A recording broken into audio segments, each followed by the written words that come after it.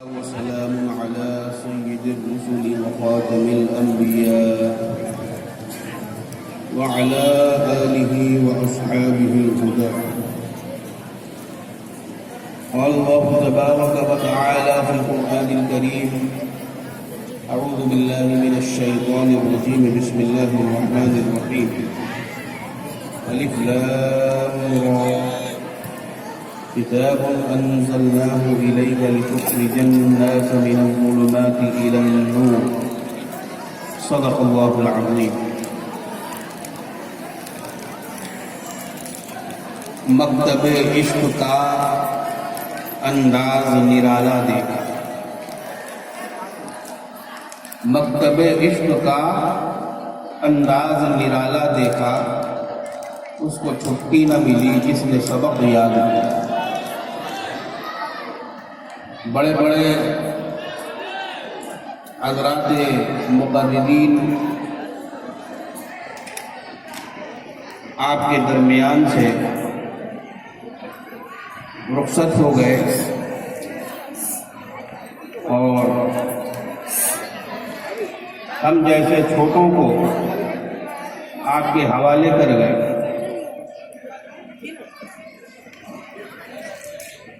بہرحال دین کی بات میں کوئی چھوٹا بڑا نہیں ہوتا. ویسے میں آپ سے یہ درخواست کرنا چاہتا ہوں کہ آپ جس مقصد کے تحت اس جلسہ گاہ میں آئے ہوئے ہیں اس کی عظمت کو سمجھیے، اس کی اہمیت کو سمجھیے، اس کے پروٹوکول کو سمجھیے. ہمتن گوش ہو کر، بالکل متوجہ ہو کر اس جلسے کو سماعت فرمائیے. کیا آپ کھیل تماشے کے لیے آئے؟ کیا آپ دوستی نبھانے کے لیے آئے؟ کیا آپ چکلت بازی کرنے کے لیے آئے؟ کیا یہاں مٹر گشتی کرنے کے لیے آئے یا دین سننے کے لیے آئے؟ اللہ رسول کی بات سننے کے لیے آئے؟ گپ شپ تو روزانہ ہم لوگ کرتے رہتے ہیں، اپنے اپنے گھروں میں کرتے ہیں، بازاروں میں کرتے ہیں، دوستوں سے کرتے ہیں، رشتہ داروں سے کرتے ہیں، لیکن ہر چیز کا ایک وقت ہوتا ہے نا. ابھی کیا یہ گپ لڑانے کا وقت ہے؟ یہ کیا ابھی چکلت بازی کرنے کا وقت ہے؟ لڑائی جھگڑا کرنے کا وقت ہے؟ اسی لیے تو کہا جاتا ہے کہ غیر قومیں جو ہیں وہ آج ہم سے بہت آگے ہیں. معذرت کے ساتھ داڑھی والے، ٹوپی والے، کرتا پاجامہ والے ہو سکتا ہے میری بات پر کفے افسوس ملیں، لیکن یہی حقیقت ہے. واقعتاً آج ہم سب سے پیچھے ہیں. مسلمان جس کو سب سے آگے رکھا گیا، جو فرسٹ کلاس فرسٹ ہمیشہ ہر دور میں سمجھا گیا، آج انتہائی پستی اور قعر مذلت میں پڑا ہوا. اس کی سب سے بڑی وجہ کیا ہے؟ یہی ہے کہ ہم نے دین کو بالکل فراموش کر دیا. ہم نے دین کو چھوڑ دیا ہے، ہم نے قرآن کو چھوڑ دیا ہے، ہم نے فرمان مصطفیٰ کو چھوڑ دیا ہے، ہم نے شریعت کو اٹھا کر طاق پر رکھ دیا ہے. قرآن کو تو ہم نے طاق پر پہلے ہی سے سجایا ہوا ہے، لیکن جو کچھ رہی صحیح شریعت ہمارے پاس تھی، باپ دادا سے چلی آ رہی تھی، آج وہ شریعت بھی بالکل طاق پر ہے. بولیے حقیقت ہے کہ نہیں؟ بولیے نا بھائی. قبرستان میں کہیں تو ہم نہیں آ گئے ہیں. یہ انسانوں کی بستی ہے یا کہیں کوئی قبرستان ہے؟ زندہ بنیے، زندہ زندہ رہیے، زندہ قوم بنیے. جلسہ کر لینا بہت بڑا کمال نہیں ہے. لائٹیں لگا لینا بہت بڑا کمال نہیں ہے. مقررین حضرات کو بلا لینا بہت بڑا کمال نہیں ہے، شعراء حضرات کو بلانا بہت بڑا کمال نہیں ہے، کمال تو یہ ہے کہ یہاں جو کچھ کہا جائے سنا جائے اس پر اسی دن سے عمل شروع ہو جائے، یہ اصل کمال کی چیز ہے۔ حضرات صحابہ کرام رضوان اللہ تعالی علیہم اجمعین کو جیسے جیسے جو بات معلوم ہوتی رہتی تھی آپ حضرات ان باتوں پر عمل پیرا ہو جایا کرتے تھے، اسی وقت سے عمل شروع کر دیتے تھے۔ چنانچہ حضرت عمر فاروق رضی اللہ تعالی عنہ کے بارے میں آتا ہے کہ سورہ بقرہ آپ نے 2.5 سال میں مکمل کی۔ سورہ بقرہ جس کو پڑھوانے کے لیے ہم لوگ بھی اپنے گھروں میں حافظ جی کو بلاتے ہیں، حافظ جی آئیں گے تبھی قرآن خوانی ہوگی، حافظ جی آئیں گے تبھی 40واں ہوگا، حافظ جی آئیں گے تبھی قرآن پڑھا جائے گا۔ جب تک حافظ جی نہیں آئیں گے قرآن پڑھنے والا اللہ کا بندہ گھر میں کوئی نہیں ملے گا۔ یہ کیسا مسلمان ہے، یہ کیسا مسلمان ہے؟ آج قرآن پڑھنے کے لیے بھی آپ کو جھنجھوڑا جائے گا، نماز پڑھنے کے لیے بھی آپ کو جھنجھوڑا جائے گا، شریعت پر چلنے کے لیے بھی آپ کو بار بار کہا جائے گا۔ آپ کو خود سے کرنا ہوگا، خود سے قرآن پڑھنا ہوگا، خود سے اس کی تلاوت کرنی ہوگی۔ نہیں اگر آتا ہے تو سیکھیے، آتے آئیے مدرسہ ترتیل القرآن میں سیکھیے، یہاں سکھانے والے لوگ موجود ہیں، یہ حضرات آپ کو قرآن پڑھنا سکھائیں گے، اس میں شرم کی بات نہیں ہے۔ آپ نے نہیں سیکھا یہ آپ کی کوتاہی ہے، لیکن اگر آپ کو ہوش آ جائے تو اب بھی آپ مدرسے میں آ کے سیکھ سکتے ہیں، اس کی تلافی ہو جائے گی۔ ہوگی کہ نہیں ہوگی؟ دنیا میں ہر چیز کیا انسان ماں کے پیٹ سے سیکھ کے آتا ہے؟ نہیں، دنیا میں سیکھنا پڑتا ہے۔ اگر یہ چیز آپ نے اب تک نہیں سیکھی ہے تو اب سیکھ لیجیے، کیونکہ یہی وہ قرآن ہے جو آپ کے قبر میں بھی کام آئے گا۔ یاد رکھیے، یہ دنیا میں تو کام آتا ہی آتا ہے، مردوں کے کام تو آتا ہی آتا ہے، لیکن سب سے پہلے جس کے کام آتا ہے وہ زندوں کے کام آتا ہے۔ لیکن آج ہم نے اس کو مردہ بھگانے والی کتاب سمجھ لیا، خالی مردہ بھاگتا ہے اس سے۔ دادا جو ہیں ان کی روح اٹکی رہتی ہے، مولوی صاحب کو بلا کے، حافظ جی کو بلا کے قرآن پڑھوا لو، ان کی روح جو ہے وہ پھنسی نہیں رہے گی، جنت میں پہنچ جائے گی۔ بھوت بھگانے والی کتاب نہیں، یہ المیہ ہے جو میں آپ کو بتا رہا ہوں، یہ المیہ ہے، یہ رونے کی بات ہے، یہ رونے کی بات ہے۔ ورنہ حضرات صحابہ کرام نے تو یہ ساری دنیا میں ثابت کر دیا کہ خود نہ تھے جو راہ پر اوروں کے ہادی بن گئے، خود نہ تھے جو راہ پر اوروں کے ہادی بن گئے، کیا نظر تھی جس نے مردوں کو مسیحا کر دیا، کیا نظر تھی جس نے مردوں کو مسیحا کر دیا۔ حضرات صحابہ کرام رضوان اللہ تعالی علیہم اجمعین کی جماعت نے وہ کارہائے نمایاں انجام دیا ہے کہ رہتی دنیا تک ان کو یاد کیا جائے گا۔ یہ وہی قرآن ہے جس کو صحابہ بھی پڑھتے ہیں، یہ وہی قرآن ہے جس کو کملی والے آقا مدنی مولا جناب محمد الرسول اللہ صلی اللہ تعالی علیہ وسلم بھی پڑھتے تھے، آپ کے صحابہ بھی پڑھتے تھے، حضرت ابو بکر بھی پڑھتے تھے، حضرت عمر فاروق بھی پڑھتے تھے، حضرت عثمان غنی بھی پڑھتے تھے، حضرت علی بھی پڑھتے تھے۔ آج ہم کیوں نہیں پڑھتے؟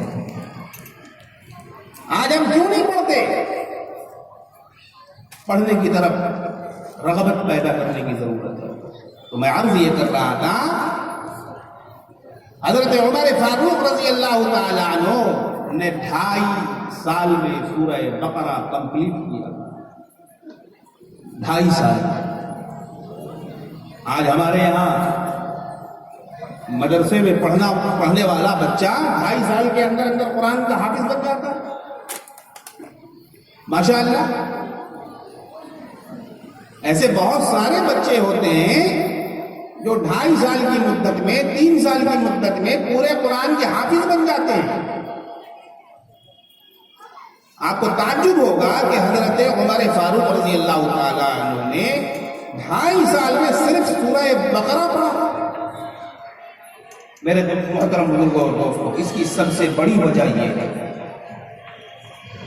کہ جو حضرت فاروق اعظم رضی اللہ تعالی عنہ سورہ بقرہ پڑھتے جاتے تھے، اس پر غور و فکر کرتے جاتے تھے، پھر غور و فکر کے نتیجے میں جو انسان کے اندر عمل کا داعیہ بیدار ہوتا ہے اور جذبات ابھرتے ہیں، عمل کرنے پر آدمی آمادہ ہوتا ہے تو وہ عمل کرنا شروع کر دیتے تھے، ان آیات پر عمل کرنا شروع کر دیتے تھے. آج تو ہمارے لیے پڑھنا بھاری ہو گیا، قرآن پڑھنا بھاری ہو گیا. بہت سے بچے مدارس میں جانے سے بھی پریشان ہوتے ہیں، گھبراتے ہیں. کاہے؟ ارے وہ ولی صاحب لوگ بہت مارتے ہیں،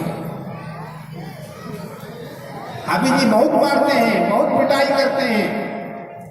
لیکن میں حضرات علماء کرام سے بھی مؤدبانہ التماس کرتا ہوں کہ اب ہمیں ان چیزوں کو چھوڑنا پڑتا ہے. اب مار پٹائی سے پڑھائی نہیں ہوگی، لاڈ پیار سے پڑھانا ہوگا. اب پیار سے پڑھانا ہوگا، دلال سے پڑھانا ہوگا، محبت سے پڑھانا ہوگا، شفقت سے پڑھانا ہوگا. کیونکہ اب جو دور ہے وہ بہت ہی پرآشوب دور ہے، بہت ہی خطرناک دور ہے. اپنے دین کے بارے میں ہم لوگوں کو، ہمارے بچوں کو معلومات رکھنا بہت ضروری ہے. اب مار پیٹ کر کے پڑھانا نہیں ہو پائے گا. اب یہ سلسلہ نہیں چل سکے گا، اس کو بند کرنا پڑے گا.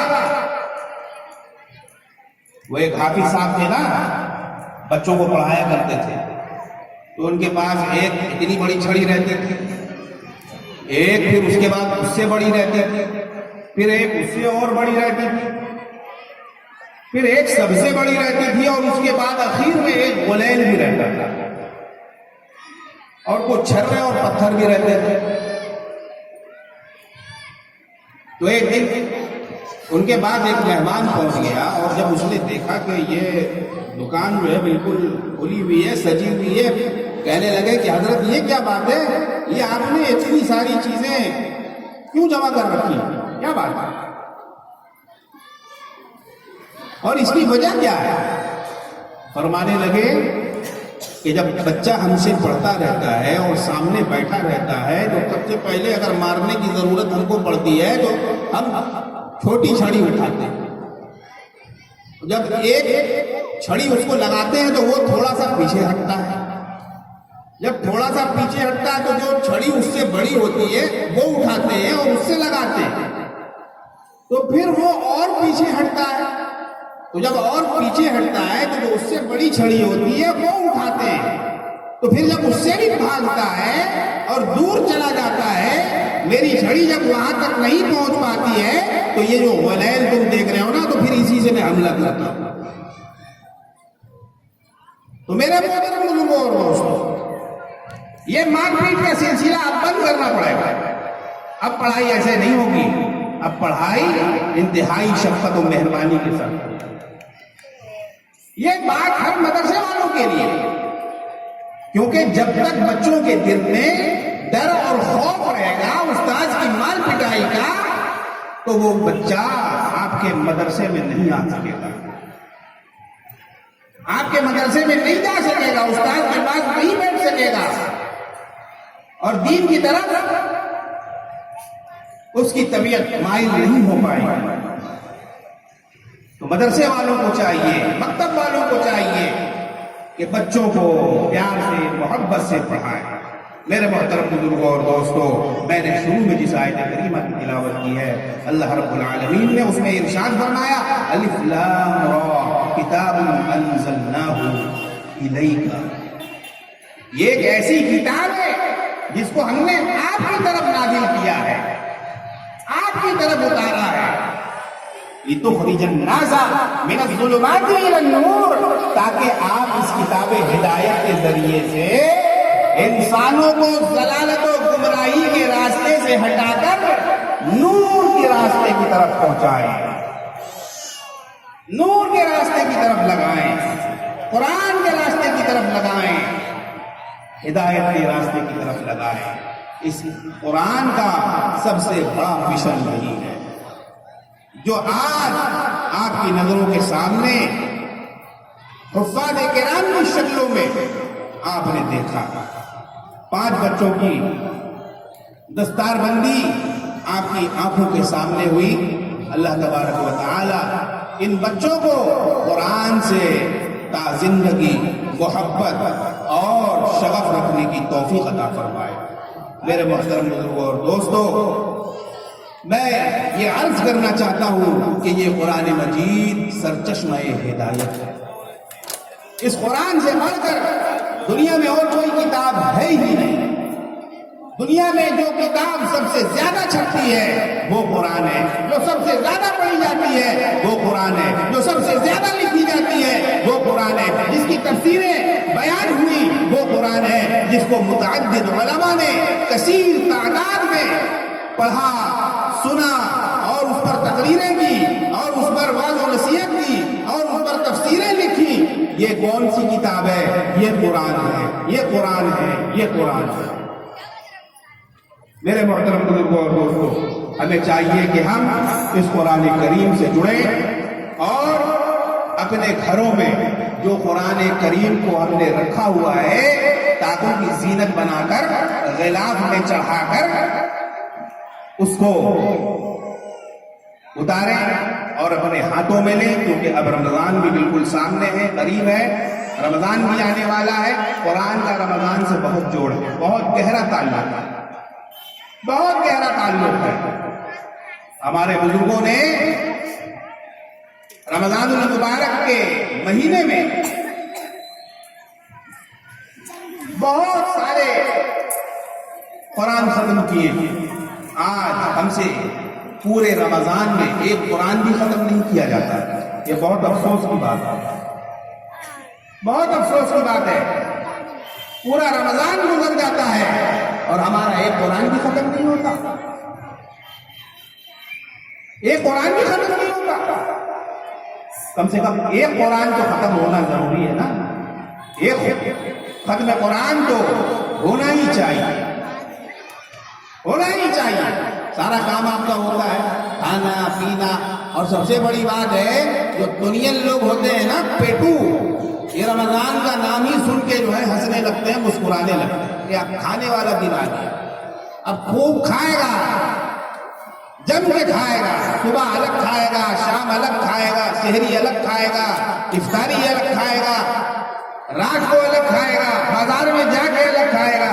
یہ کھانے کا دن اس کو مت بنائیے، یہ کھانے کا تو دن ہے ہی ہے، لیکن سب سے بڑی بات ہے کہ عبادت کا دن ہے، عبادت کی رات ہے، عبادت کا دن ہے، عبادت والا مہینہ۔